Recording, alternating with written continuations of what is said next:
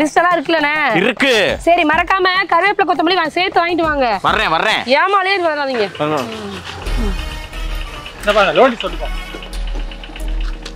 என்ன ஏய் என்ன எங்க வீட்ல வந்து என்னங்க ஏதோ நோட்டீஸ் ஒட்டிட்டு இருக்கீங்க? யாருங்க நீங்க?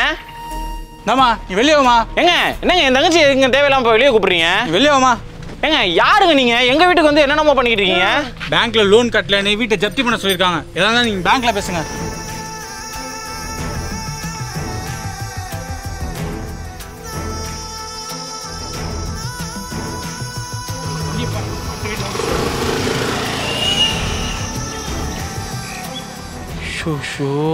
அண்ணே பேங்க்ல லோன் கட்டுறீங்களா இல்லையாண்ணே? அம்மா கட்டிட்டு தானம்மா இருக்கேன் மாசம் ஒண்ணுமே புரியலையேம்மா.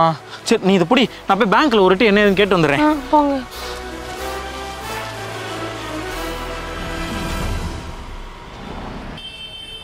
சார் நான் எல்லா மாதமும் லோனு கரெக்டாக கட்டிட்டு தான் சார் வந்தேன்.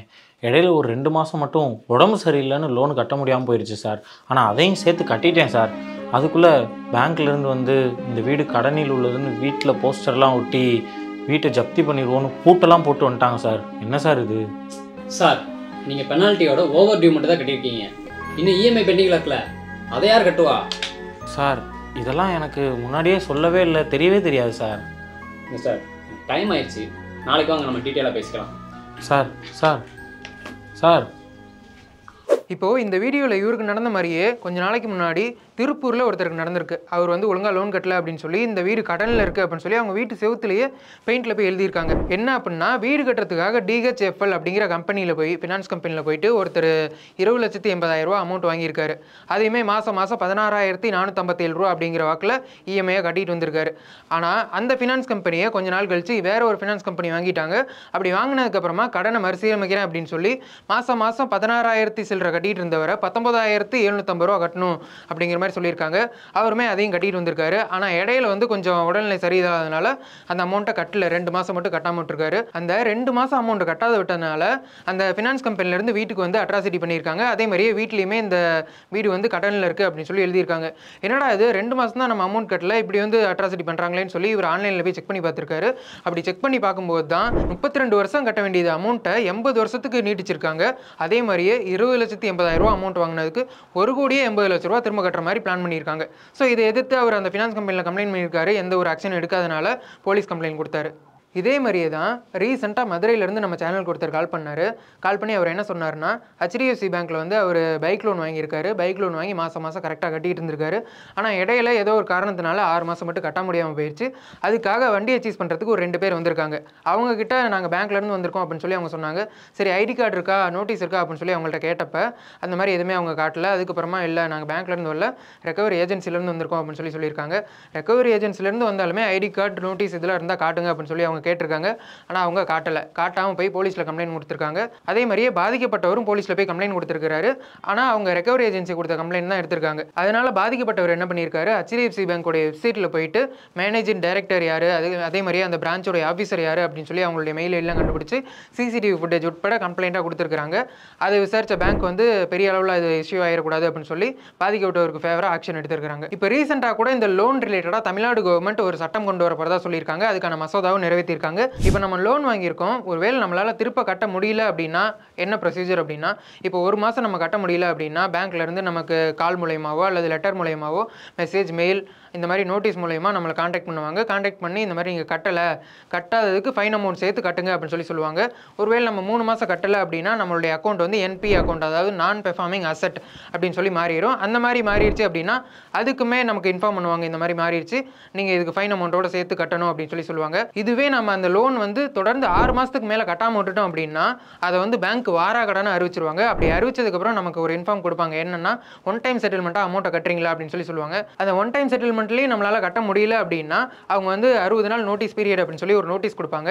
அந்த நோட்டீஸ் பீரியட் முடியறதுக்குள்ளே நம்ம அமௌண்ட்டை கட்ட முடியுதா அப்படின்னு சொல்லி பார்ப்பாங்க. அப்படி அமௌண்ட்டை கட்ட முடியலனாலுமே ஓவர் டியூ அப்படின்னு சொல்லி எக்ஸ்ட்ரா அமௌண்ட் இருக்கும்ல, அந்த ஓவர் டியூ கட்டிட்டு மறுபடியும் தவணை முறைக்கு நம்ம வந்துடலாம். ஒருவேளை அந்த 60 நாளுமே நம்மளால் கட்ட முடியல அப்படின்னா 61வது நாள் சுவாதீன அறிவிப்பு அப்படின்னு சொல்லி நம்மளுடைய சொத்தை அறிவிச்சிருவாங்க. சுவாதீன அறிவிப்பு அப்படின்னா இந்த சொத்தை யாரும் வாங்கவோ விற்கவோ கூடாது, யாரும் குடியேறவும் முடியாது அப்படின்னு சொல்லிடுவாங்க. இப்பயும் நம்ம கட்ட முடியாத சூழ்நிலை ஏற்பட்டாதான் ஏலம் அப்படிங்கிற ஒரு விஷயத்துக்கு போவாங்க. இந்த மாதிரி பேங்க் ஏலம் வர சமயத்தில் நம்ம எதுவும் பண்ண முடியாதா அப்படின்னு கேட்டால் அதுக்கும் ஒரு வழி இருக்குது. டிஆர்டி, அதாவது டெப்த் ரெக்கவர் ட்ரிபியூனல் அப்படின்னு சொல்லி ஒரு தீர்ப்பாயம் இருக்குது. அந்த தீர்ப்பாயத்தில் போயிட்டு நம்ம தடைமனு வாங்கிக்கலாம். அப்படி தடைமனு வாங்குறதுக்கு கோர்ட்டு சம் பர்சன்டேஜ் அமௌண்ட் கட்ட சொல்லுவாங்க. அந்த அமௌண்ட் கட்டணும் அப்படின்னா தடையானை வாங்கிக்கலாம். அப்படி தடையானை வாங்கி சம் டைம் கொடுப்பாங்க. அந்த டைமுக்குள்ளே நம்ம அமௌண்ட்டை செட்டில் பண்ணுற மாதிரி இருக்கும். அப்பயுமே நம்மளால் அமௌண்ட்டை கட்ட முடியல அப்படின்னா பேங்க் மறுபடியுமே ஏலம் வர்றதுக்கான ப்ரொசீஜர் ஆரம்பிச்சிருவாங்க. இதுக்கு மேலே நம்ம எதுவும் பண்ண முடியாதா அப்படின்னு கேட்டால் கண்டிப்பாக இருக்குது. என்ன அப்படின்னா அந்த டிஆர்டிலேயே நம்ம போயிட்டு மேல்முறையீடு பண்ணலாம். மேல்முறையீடு பண்ணி மறுபடியும் தடையானை வாங்கலாம். ஆனால் இந்த சமயத்தில் பேங்க் என்ன பண்ணுவாங்கன்னா மறுபடியுமே அவங்க செக்ஷன் 14 அப்படின்னு சொல்லி சர்ஃபேசி ஆக்ட் அப்படின்னு சொல்லி இருக்குது. இந்த சர்ஃபேசி ஆக்ட் அப்படிங்கிறது கீழே தான் பேங்க் வந்து நம்மளுடைய சொத்தை பறிமுதல் பண்ணுறதுக்கான நடவடிக்கை எல்லாமே எடுப்பாங்க. அந்த சட்டத்துக்கு கீழே பேங்க் என்ன பண்ணுவாங்கன்னா குற்றவியல் நடுவர் நீதிமன்றத்தை போய் அப்ரோச் பண்ணுவாங்க. அப்படி பண்ணி அவங்கள்ட்ட ஆர்டர் வாங்குவாங்க, அதை ஏலம் வர்றதுக்கான ஆர்டர் வாங்குவாங்க. இந்த சுச்சுவேஷன் அமையாமல் நம்ம பார்த்துக்க வேண்டியது நம்ம கையில் தான் இருக்குது. அதே மாதிரியே அவங்க கொடுக்குற டைமுக்குள்ளே லோனை கட்டுறதும் நம்ம கையில் தான் இருக்குது. இப்போது பேங்க்ல இருந்தோ அல்லது எந்த ஃபினான்ஸ் கம்பெனிலேருந்தோ ஒருத்தவங்கள்ட்ட லோன் கேட்க போகிறாங்க அப்படின்னா அவங்க மனசு புண்படுற மாதிரி பேசக்கூடாது, தகாத வார்த்தையில் பேசக்கூடாது. அதே மாதிரியே இத்தனை மணி நேரம் தான் போய் லோன் கேட்கணும், அதாவது காலையில் 8 மணிலேருந்து ஈவினிங் 7 மணி வரைக்கும் தான் லோன் கேட்கணும். அப்புறம் லோன் கேட்கறதுக்குன்னு சொல்லி அவர் எந்த லொக்கேஷன் சொல்கிறாரோ அந்த இடத்துல தான் போய் கேட்கணும். ஆஃபீஸ்லாம் போயிட்டு அன்வான்டாக தொந்தரவு பண்ணக்கூடாது. அதே போல் ஃபோன் பண்ணி மிரட்டக்கூடாது. இந்த மாதிரி நிறைய விஷயங்கள் ஆர்பிஐயும் சுப்ரீம் கோர்ட்டும் கைட்லைன் கொடுத்துருக்காங்க. அதுக்கப்புறமா ஒரு பேங்க்கோ ஃபினான்ஸ் கம்பெனியோ ரெக்கவரி ஏஜென்சி மூலமாக லோனை கலெக்ட் பண்ணுறாங்க அப்படின்னா அந்த ரெக்கவரி ஏஜென்சி பற்றியும் கஸ்டமருக்கும் அதே மாதிரியே பேங்க்கோடைய வெப்சைட்லேயும் அந்த யார் ரெக்கவர் பண்ணுறா அந்த மாதிரி டீட்டெயில்ஸ்லாம் கொடுக்கணும், கஸ்டமருக்கு ஷோ பண்ணணும். அதே மாதிரியே அவங்க ரெக்கவரி ஏஜென்சியில் போகிறாங்க அவங்க ஐடி கார்டோ நோட்டீஸோ கண்டிப்பாக காட்டணும் அப்படின்னு சொல்லியிருக்காங்க. என்னதான் லோன் வசூலிக்கும் போது இந்த கைட்லைன்லாம் ஃபாலோ பண்ணணும் அப்படின்னு சொல்லி கொடுத்துருந்தாலுமே நிறைய பேர் இதெல்லாம் ஃபாலோ பண்ணுறதே இல்லை. அதுக்காக தான் ரீசெண்டாக தமிழ்நாடு கவர்மெண்ட் கடன் வசூல் ஒழுங்குமுறை மசோதா அப்படின்னு சொல்லி ஒரு மசோதா கொண்டு வந்திருக்காங்க. அந்த மசோதா மூலமாக ஃபியூச்சரில் இந்த கடன் ரிலேட்டடாக ஒரு சட்டமே கொண்டு வர போகிறதா சொல்லியிருக்காங்க. அந்த சட்டத்தில் என்னென்ன விஷயங்கள்லாம் கொண்டு வர போகிறாங்கன்னா கட்டாயப்படுத்தி கடன் வசூல் பண்ணுறவங்களுக்கு 3 வருஷம் சிறை தண்டனையும் 5 லட்சம் அபராதமோ அல்லது ரெண்டுமே சேர்ந்து கிடைக்கிறதுக்கான வாய்ப்பு இருக்குது அப்படின்னு சொல்லியிருக்காங்க. அதே போலவே இந்த சட்டம் யார் யாருக்கெல்லாம் பொருந்தும்னா தமிழ்நாட்டுக்குள்ளே இருக்கக்கூடிய பேங்க்கு, நான் பேங்கிங் ஃபினான்ஸ் கம்பெனிஸ், கூட்டுறவு சங்கங்கள், மற்ற எந்த நிதி நிறுவனங்களாக இருந்தாலுமே இந்த சட்டத்துக்கு கீழே பொருந்தும் அப்படின்னு சொல்லியிருக்காங்க. அதே மாதிரியே இந்த சட்டத்துக்கு கீழே கடன் வாங்கினவரோட குடும்பம் இவங்களை வந்து வலுக்கட்டாயம் பண்ணி கடன் கேட்கக்கூடாது, இடையூறு ஏற்படுத்தக்கூடாது, வன்முறையில் ஈடுபடக்கூடாது, அவமதிக்கக்கூடாது, மிரட்டக்கூடாது, அவங்கள போகிற இடத்துக்கெல்லாம் பின்தொடரக்கூடாது, அன்வான்டாக அவருடைய சொத்துக்களில் தலையிடுறது, அதை பயன்படுத்துறதுக்கு தடை ஏற்படுத்துறது, எந்த ஒரு முன்னறிவிப்புமே இல்லாமல் பறிக்கிறது, இந்த மாதிரி விஷயங்கள்லாம் செய்தால் தவறு அப்படின்னு சொல்லியிருக்காங்க. செக்ஷன் 20க்கு கீழே எது வலுக்கட்டாயம் அப்படின்னு சொல்லியிருக்காங்க, டெஃபினிஷனே சொல்லியிருக்காங்க. அதில் என்ன சொல்லியிருக்காங்கன்னா வீடு, வசிப்பிடம், வேலை செய்கிற இடம், இந்த மாதிரி இடத்துலலாம் போயிட்டு பேச்சுவார்த்தை நடத்துறதுக்கு அனுமதி கிடையாது. அவங்க சொல்கிற இடத்துல தான் போயிட்டு நீங்கள் லோன் கேட்கணும் அப்படிங்கிற மாதிரி சொல்லியிருக்காங்க. கவர்மெண்ட் ஸ்கீம் ரிலேட்டடாக கொடுத்துருக்கக்கூடிய ஆவணங்கள் இதெல்லாம் பறிக்கக்கூடாது. அதாவது ரேஷன் கார்டோ ஆதார் கார்டோ இந்த மாதிரி விஷயங்கள்லாம் அவங்கள்ட்ட கட்டாயப்படுத்தி வாங்கக்கூடாது அப்படிங்கிற மாதிரி சொல்லியிருக்காங்க.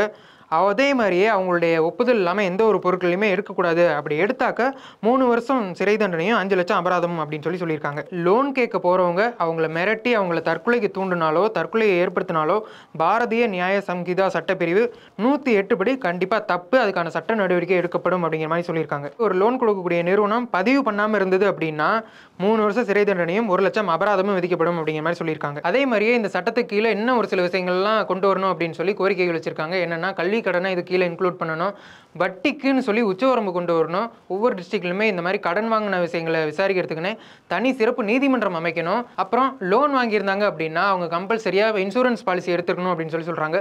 அந்த மாதிரிலாம் கப்பல் பண்ணக்கூடாது. அதுக்கப்புறமா இப்போ உரிமமே இல்லாமல் அல்லது அங்கீகாரம் வாங்காமல் ஒரு நிறுவனம் கடன் கொடுக்குறாங்க, அப்படி கடன் கொடுத்து முறைகேட்டில் ஈடுபடுறாங்க அப்படின்னா அவங்கள்ட்ட வாங்கின கடனை முழுசாக தள்ளுபடி பண்ணணும். இந்த மாதிரி விஷயங்கள்லாம் இன்க்ளூட் பண்ணால் நல்லாயிருக்கும் அப்படிங்கிற மாதிரி சொல்லியிருக்காங்க. அதே போலவே இந்த மசோதா இப்போ தான் கொண்டு வந்திருக்காங்க. இதுக்கான சட்டம் அப்படிங்கிறது கூடிய சீக்கிரம் தான் வரப்போகுது. இதில் இன்னும் என்னென்ன விஷயங்கள்லாம் இன்க்ளூட் பண்ணலாம், கடன் ரிலேட்டடாக என்னென்ன விஷயங்கள்லாம் இன்க்ளூட் பண்ணலாம் அப்படிங்கிறத நீங்கள் கமெண்ட்டில் சொல்லுங்கள். Thank you madam. ஐசிஐஎஸ் பேங்க்லேருந்து வந்திருக்கோம். சார் இல்லைங்களா? இருக்காரு. நல்லதா போச்சு. எங்களை பார்த்தா நான் லூசு மாதிரி தெரியுதா? ஃபோன் பண்ணால் எடுக்க மாட்டேன்.